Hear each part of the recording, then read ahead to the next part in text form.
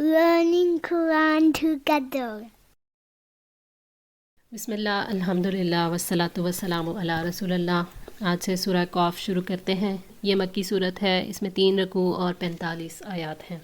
حضرت جابر بن سمرہ رضی اللہ تعالیٰ عنہ بیان کرتے ہیں کہ نبی صلی اللہ علیہ وآلہ وسلم فجر کی نماز میں سورہ قاف پڑھتے تھے اور اس کے بعد کی باقی نمازیں ہلکی پڑھتے تھے۔ صحیح مسلم 458۔ بسم اللہ الرحمن الرحیم۔ قاف والقرآن المجید، قسم ہے قرآن مجید کی جو بڑی شان والا ہے۔ قاف حروف مقطعات میں سے ایک ہے۔ قرآن کی ایک صفت مجید بھی ہے، یعنی بلند مرتبہ اور کثیر العطا، یعنی اس کے معنی بہت وسیع، عظیم اور اس کے پہلو بے شمار ہیں، اس کی برکات بے پایا اور اس کی عنایات بہت زیادہ ہیں۔ عزت والے قرآن کی قسم جو حق ہے، عزت اور حکمت والے رب کی طرف سے اتارا گیا ہے۔ قرآن مجید کی قسم جس بات پر کھائی گئی ہے، آیت میں وہ بات موجود نہیں ہے، البتہ بعد میں جو بات کی گئی وہ اس کا جواب ہے، یعنی نبوت اور مرنے کے بعد جی اٹھنے کا ثبوت۔ بل عجیبو، بلکہ انہوں نے تعجب کیا، ان جاءہم منذر منہم، کہ ان کے پاس انہی میں سے ایک خبردار کرنے والا آ گیا۔ فقال الکافرون، تو کافروں نے کہا، ھذا شیء عجیب، یہ بڑی عجیب چیز ہے۔ نبی صلی اللہ علیہ وآلہ وسلم کو جھٹلانے والے کافروں کو اس بات پر تعجب ہے کہ انہی میں سے ایک رسول آ گیا جو بشر ہے، جو ان باتوں کے بارے میں آگاہ کرتا ہے جو نقصان دہ ہیں اور ایسے کاموں کا حکم دیتا ہے جو مفید ہیں۔ اللہ تعالیٰ نے فرمایا، اکان للناس عجبا ان اوحینا الی رجل منہم ان انذر الناس وبشر الذین آمنوا ان لہم قدم صدق عند ربہم قال الکافرون ان ھذا لساحر مبین۔ کیا لوگوں کے لیے ایک عجیب بات ہو گئی ہے کہ ہم نے انہی میں سے ایک آدمی کو وحی کی کہ آپ لوگوں کو ڈرا دو اور بشارت دے دو ان لوگوں کو جو ایمان لائے کہ یقیناً ان کے لیے ان کے رب کے پاس سچا مرتبہ ہے۔ کافروں نے کہا، بے شک یہ ضرور کھلا جادوگر ہے۔ سورہ یونس آیت 2۔ کافروں کو تعجب اس بات پر ہوا کہ انہی میں سے ایک خبردار کرنے والا آ گیا۔ انہوں نے محمد صلی اللہ علیہ وآلہ وسلم کی رسالت پر حیرانی کا اظہار کیا تھا، حالانکہ یہ قابل تعجب بات نہیں ہے۔ اذا متنا، کیا جب ہم مر جائیں گے، وکنا ترابا، اور ہم مٹی ہو جائیں گے، ذالک رجع بعید، یہ واپسی بہت دور ہے۔ انہوں نے موت کے بعد کی زندگی کو ناممکن سمجھا، ان کو جی اٹھنا عجیب لگا، اس لیے کہ ان کا خیال یہ تھا کہ جب ہم مر کر مٹی ہو جائیں گے اور ہمارا وجود ختم ہو جائے گا تو پھر وجود کے خاتمے کے بعد واپسی کیسے ممکن ہوگی۔ قد علمنا، بلا شبہ ہمیں معلوم ہے، ما تنقص الارض منہم، جو کم کرتی ہے زمین ان میں سے، وعندنا کتاب حفیظ، اور ہمارے پاس ایک محفوظ کرنے والی کتاب ہے۔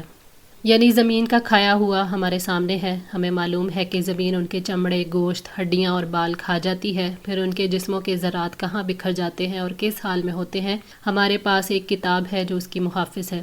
اللہ تعالیٰ نے اسے اپنی کتاب میں لکھ رکھا ہے، جو کچھ ان کی زندگی اور موت میں ان کے ساتھ واقع ہوگا۔ یہ اللہ تعالیٰ کے کامل اور وسیع علم کے ذریعے سے، جس کا اس کے سوا اور کوئی احاطہ نہیں کر سکتا۔ اللہ تعالیٰ کے لیے انسان کے اجزاء کو جمع کرنا اس لیے مشکل نہیں کہ انسان کا جسم ختم ہوتا ہے تو اللہ تعالیٰ کے علم میں ہوتا ہے، پھر اس کا ریکارڈ بھی موجود ہے، دوبارہ ان اجزاء کو اکٹھا کرنا اس کے لیے کوئی مشکل کام نہیں ہے۔ بل کذبوا بالحق، بلکہ انہوں نے حق کو جھٹلایا، لما جاءہم، جب کہ وہ ان کے پاس آیا، فہم فی امر، تو وہ ایک معاملے میں ہیں، مریج، الجھے ہوئے۔ مشرکوں نے حق کو جھٹلایا اور اس کے بعد کہ ان کے پاس سب سے بڑی سچائی آ گئی انہوں نے اس کو نہیں مانا، وہ ایک مختلف اور مشتبہ معاملے میں پڑے ہوئے ہیں۔ کسی چیز پر انہیں ثابت قدمی ہے نہ قرار، بلکہ کبھی تو آپ کے بارے میں الزام تراشی کرتے ہوئے کہتے ہیں کہ آپ جادوگر ہیں، کبھی کہتے ہیں شاعر ہیں۔ اسی طرح انہوں نے قرآن کو ٹکڑے ٹکڑے کر ڈالا، ہر کسی نے اپنی فاسد رائے کے مطابق اس میں کلام کیا۔ قرآن کی اتباع سے وہی رکتا ہے جس کو بھلائی سے موڑ دیا گیا ہو۔ افلم ینظروا، کیا بھلا انہوں نے نہیں دیکھا، الی السماء فوقہم، اپنے اوپر آسمان کو، کیف بنیناہا، کس طرح ہم نے اسے بنایا، وزیناہا، اور ہم نے اس کو زینت دی، وما لہا من فروج، اور اس کے لیے کوئی شگاف نہیں۔ جن لوگوں کو موت کے بعد کی زندگی پر یقین نہیں آتا، جنہیں رسول کے آنے پر تعجب ہے، جی اٹھنے کو محال سمجھ رہے ہیں، وہ اللہ تعالیٰ کی قدرت کے اس سے زیادہ بڑے نشان یعنی اپنے سروں پر آسمان کو نہیں دیکھتے کہ ہم نے اس کو کیسے بنایا۔ اس کی بناوٹ پر غور کرو کہ گول اور ہموار ہے، جو اپنے کناروں پر مضبوط اور برابر ہے۔ اللہ تعالیٰ نے اس کو تاروں سے زینت دی ہے، وہ تارے جو چلتے اور غائب ہو جاتے ہیں، جگہ جگہ روشن نظر آتے ہیں۔ اس آسمان میں نہ کوئی شگاف ہے نہ کوئی دراڑ۔ اللہ تعالیٰ نے آسمان کو بغیر ستونوں کے بنایا ہے، یعنی اس کے لیے کوئی سہارا نہیں ہے۔ والارض مددناہا، اور زمین کو ہم نے پھیلایا، وَأَلْقَيْنَا فِيهَا رَوَاسِيَ اور ڈالے ہم نے اس میں پہاڑ، وَأَنبَتْنَا فِيهَا اور اگائے ہم نے اس میں مِن كُلِّ زَوْجٍ ہر قسم کے جوڑے، بہیج بارونق، یعنی زمین کی طرف دیکھیں کیسے اسے کھینچ کر پھیلا دیا، وہ کتنی کشادہ ہے، ہر جاندار کے لیے اس کی ضروریات زمین کے اندر موجود ہیں، کیسے اللہ تعالیٰ نے زمین کو سکون اور قرار کی جگہ بنا دیا، اس میں جگہ جگہ پہاڑوں کا بوجھ رکھ دیا، اس میں ایسے پہاڑ ہیں جس کی وجہ سے زمین ٹھہری رہے اور ہلے نہیں، اور اس میں انسانوں اور جانوروں کے فائدے کے لیے مختلف طرح کی کھیتیاں اگا دی، زمین کا بچھانا، پہاڑوں کا جمانا اور خوش منظر نباتات کا اگانا سب کچھ بصیرت حاصل کرنے کے لیے ہے، یاد دہانی کے لیے، اللہ تعالیٰ کو پہچاننے کے لیے اور اس کی طرف لوٹ کر جانے کے شعور کو پانے کے لیے ہے۔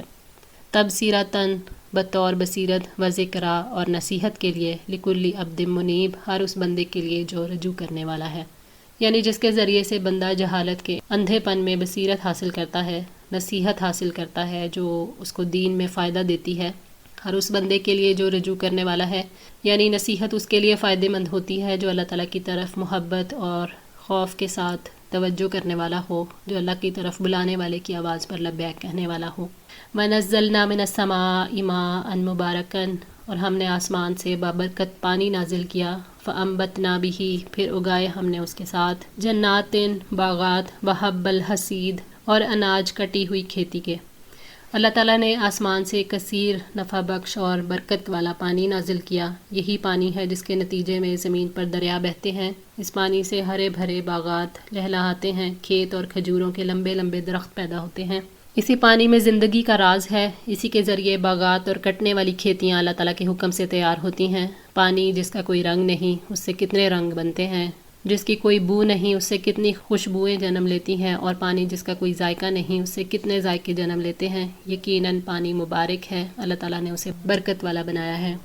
والنخل اور کھجور کے درخت، باسقات بلند و بالا، لہا طلع ان کے لیے خوشے ہیں، نزید تہبت ہے۔ یہ ذکر عرب میں کھجور کی خاص اہمیت کی وجہ سے کیا گیا اور پانی کی وجہ سے آنے والی تبدیلیوں پر غور کرنے کے لیے کیا گیا کہ اللہ تعالیٰ نے کھجور کے بلند و بالا درخت پیدا کیے جس میں طرح طرح کی کھجوریں اور تہبت خوشے لگتے ہیں۔ رزقاً للعبادی جو بندوں کے لیے رزق ہے، وَأَحْيَيْنَا بِهِ بَلْدَةً مَيْتًا اور اس کے ذریعے ہم نے ایک مردہ زمین کو زندہ کر دیا، كَذَلِكَ الْخُرُوجُ اسی طرح نکلنا ہوگا۔ جو کچھ اللہ تعالیٰ کے حکم سے زمین اگاتی ہے اس میں بندوں کی روزیاں ہیں، چاہے وہ مومن ہو یا کافر، مومن کھا کر شکر ادا کرتا ہے اور کافر کھا کر ناشکری اور دینے والے کا ہی انکار کر دیتا ہے۔ اس پانی کے ذریعے سے اللہ تعالیٰ مردہ زمین کو زندہ کرتے ہیں، پھر اس میں سے طرح طرح کی خوشنما بوٹیاں اگاتے ہیں، رنگ رنگ کے پھول اور پھل پیدا ہوتے ہیں۔ جس طرح مردہ زمین کے پانی سے نباتات اگتے ہیں اسی طرح قیامت کے دن تمہیں تمہاری قبروں سے نکالیں گے، آسمان سے بارش آئے گی، پھر تم بھی زمین سے ایسے ہی اگو گے جیسے سبزی اگاتی ہے۔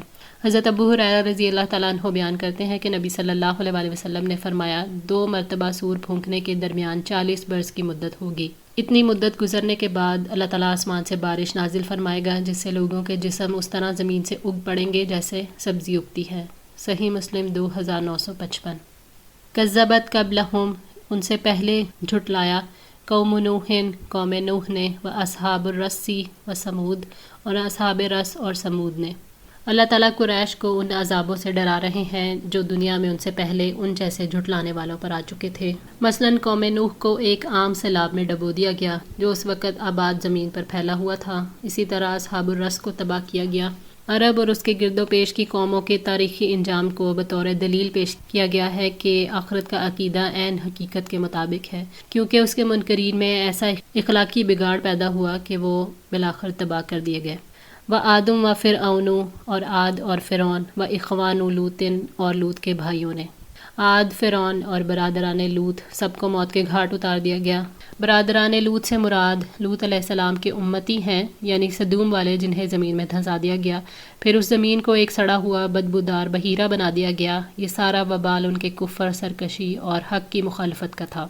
واصحاب الایکۃ اور اہل ایکا نے، وقوم تبع اور قوم تبع نے، کل کذب الرسول ہر ایک نے رسولوں کو جھٹلایا، فحق وعید تو میری وعید سچ ثابت ہوئی۔ اصحاب الایکا سے مراد شعیب علیہ السلام کی قوم ہے جو جنگل میں رہتی تھی، اور تبع یمن کے بادشاہوں کا لقب تھا جیسے مصر کے بادشاہوں کا لقب فرعون تھا۔ قوم تبع سے مراد قوم سبا ہے۔ ان سب قوموں نے اپنے رسولوں کو جھٹلایا جن کو اللہ تعالیٰ نے ان کی طرف مابعوث کیا تھا. یہ سارا وبال ان کے کفر اور سرکشی کی وجہ سے تھا، اسی لیے اللہ تعالیٰ کی سزا ان پر واجب ہو گئی. محمد صلی اللہ علیہ وآلہ وسلم کو جھٹلانے والوں کو تنبیہ کی جا رہی ہے کہ تم گزرے ہوئے لوگوں سے بہتر نہیں ہو، اس لیے جھٹلانے کے جرم سے بچو.